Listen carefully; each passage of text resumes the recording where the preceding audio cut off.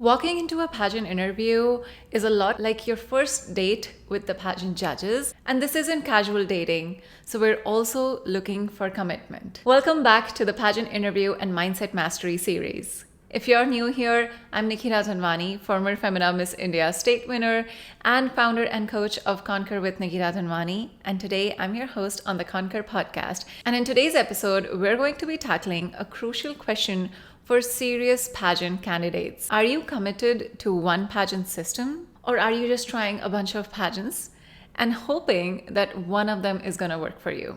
Let's be honest, in a world full of options, so many times pageant contestants are just hopping from one system to another system and experimenting with different systems and hoping for a quick win. I've seen it time and again. However, it's only the serious candidates who have put in the hours, are invested in one pageant system because one, they have a really strong purpose, reason, and they know their why. They have clarity on their why as to why they're going to achieve that specific title, who understand that pageant interview and mindset mastery requires focus and also commitment. What does commitment to one pageant system mean? It means that you're there to learn that system's culture.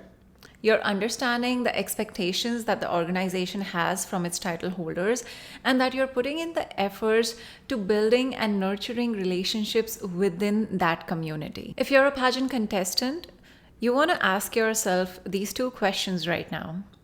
Am I truly committed to one pageant system, to understanding the values that it holds and stands for, to understanding the judges, the staff members, the organization, their expectations, their vision and mission statement, and also their target audience? Or am I just playing a numbers game and hoping that one competition will stick and I'll win one of the many titles that there are in pageant land? And here's the thing. Your consistency and sincerity, which reflects your commitment, gives a telltale sign to judges, mentors, and pageant systems whether or not you're serious and whether or not you actually mean what you say. Your efforts and what you do outside of one pageant system also is a clear reflection of how authentic your answers are inside the interview room. You can think of commitment sort of like specialization, right? All pageants are sports, but certain pageants are like district level volleyball. And then there's another pageant, but that's national level basketball. And so a serious athlete isn't just saying, I'm going to go for a sport. She is specializing, or he is specializing in one form of sport and then training for that level and for that type of sport. And the preparation when it comes to, let's say, fitness is important for all athletes, but then there's so much training that is specific to what the outcome is and what exactly is the competition that you're going for. Now I'm talking about commitment. So you might be thinking, does she mean I shouldn't try for more than one competition? Absolutely not. Here's the thing, when you're stepping into pageantry, you want to look at what kind of competition are you going for. So there are pageants that are only limited to being a local pageant, a regional pageant, or a state level pageant, and then there's no stage or part of the competition like afterwards, right? So the highest title is local or regional or state. That's great. If you want to get your toes wet and you want to experience pageantry, and this is like your first pageant and you're just trying to get to know your strengths and weaknesses and trying to understand how pageants work, that's a great way to get started. But when I'm talking about national or international level of competitions, because let's say Femina Miss India, a very popular pageant, or Miss USA, both of these pageants send their title holders to international pageants afterwards. In such scenarios, the judges, mentors, and organizations are looking for committed individuals. And so if you're hopping between pageants that have very different mission statements, considering Miss World and Miss Universe, different kinds of pageants, if you just keep hopping, one year you're doing this, the next year you're doing that, the third year you're going back to this one, the message that it sends out, both online as well as to the judges, is that she's not really sure of what she wants. And because of that, your answer to the question of why should you be the next title holder or why do you want to win this pageant it's going to be hard for that to be an authentic, sincere answer because your efforts don't reflect that commitment. So there are pageants that you do in order to gain some experience and to just upskill yourself. And then there are pageants that you go for because you're actually aspiring to be at the highest title that entire pageant system has to offer. And in fact, even inside the pageant, the judges and mentors are definitely going to be a lot more biased and leaning towards someone who's been coming back for 5 to 7 years and has shown that commitment and sincerity. And it's not just the fact that she's competing over and over again, that's what makes the judges like her, but it's also the fact that she shows transformation and evolution and personal growth every time she comes back. And that kind of candidate is any day going to overshadow a candidate who's come in there for the first time ever. And we're just not sure if she's committed enough. Does that mean that it's impossible to win a pageant the first time? Absolutely not. But if you're competing with someone who's been in the system for the past 5 years, that person definitely understands the organization more and has built a rapport with them and nurtured relationships that you simply cannot compete with because of how much time and experience that contestant has. In fact, this year, the current Miss New Jersey USA has been competing over and over again. And I believe this was her 6th or 7th attempt at the title. In fact, even the ex-Miss New Jersey USA also won the title on her 7th attempt. And this kind of pattern isn't just limited to Miss New Jersey USA. In fact, we've seen that happen many, many times. And that level of commitment definitely is impressive to the judges.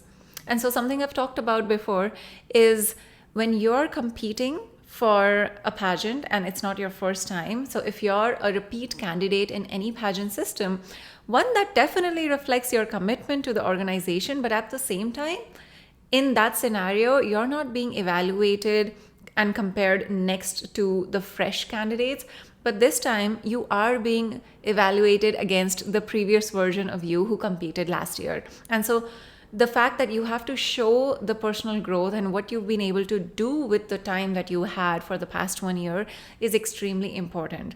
So commitment is shown in the work that you've done and in the efforts that you've taken.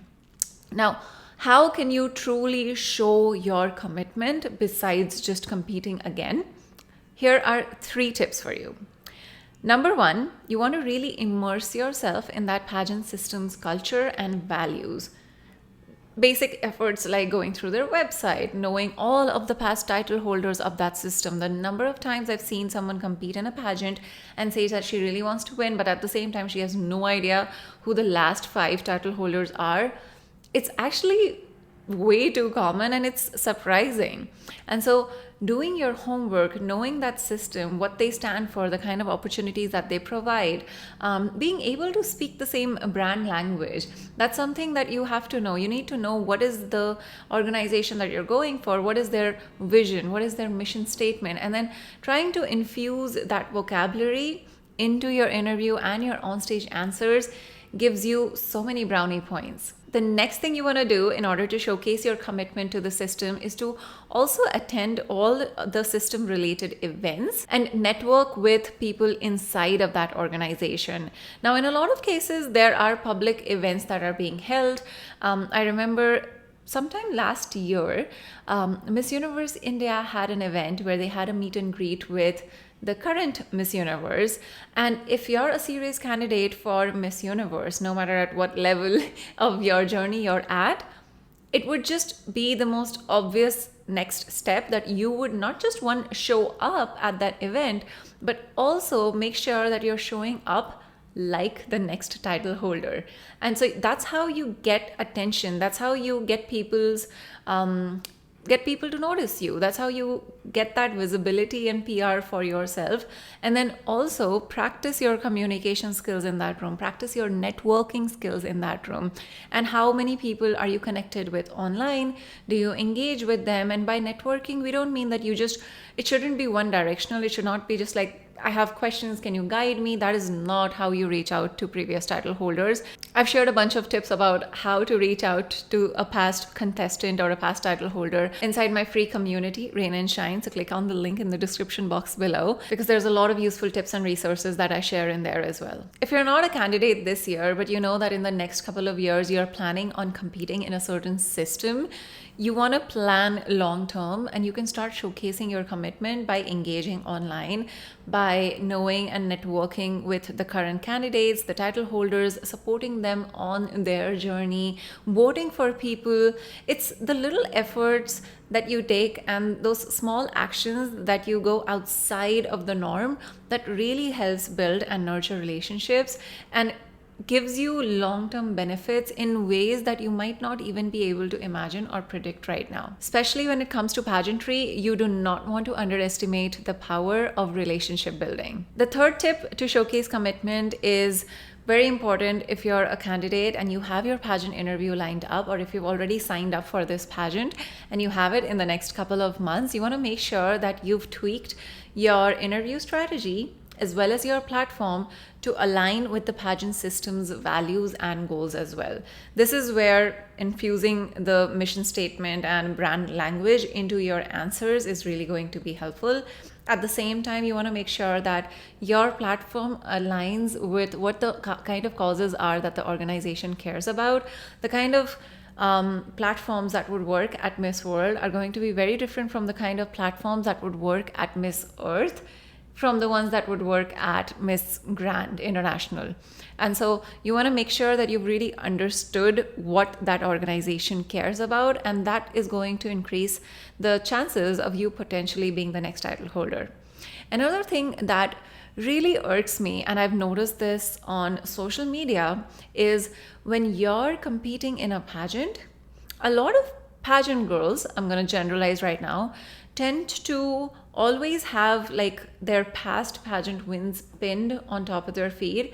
You want to be very strategic and intentional with what kind of content is pinned on top of your feed, where you can pin those 3 posts.